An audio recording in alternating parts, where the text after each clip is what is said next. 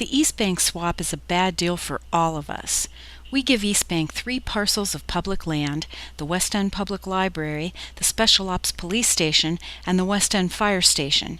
Based on comparable value of surrounding property, these 3 parcels of public land are worth over $100 million.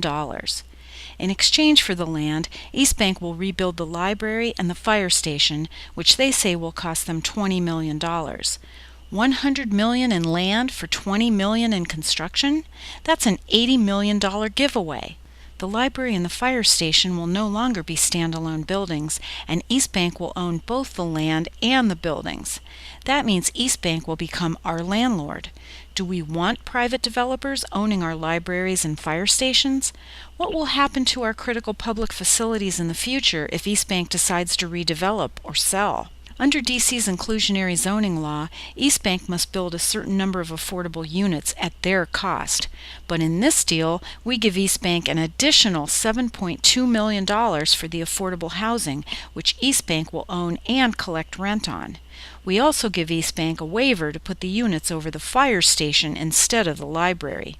Under the original RFP, the winning bidder pays for building the interim space for the library and fire station, but East Bank gets an exemption, so we have to find and pay for the interim space, saving East Bank millions and putting those costs onto us. We give East Bank a waiver from paying their share of deed and recordation fees and transfer taxes, totaling $2.1 million.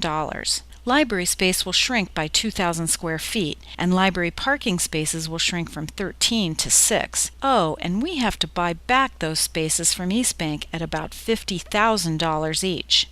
Over the past 3 years, we've paid close to $300,000 for upgrades to the West End Fire Station, including high-tech airflow and water flow systems, custom windows and doors, a state-of-the-art alarm system, and more. How much of that $300,000 will go to waste in this deal? Councilman Jack Evans added a gimmick to benefit his district.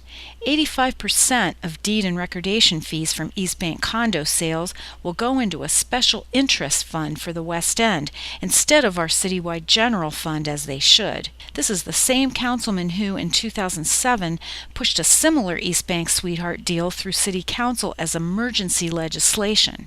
After the community protested, the deal was rescinded. This is another bad deal, full of waivers, giveaways, special interests, the loss of prime public property, critical public facilities with a questionable future, and $80 million of lost land value. Let's rescind this deal and redevelop the West End responsibly.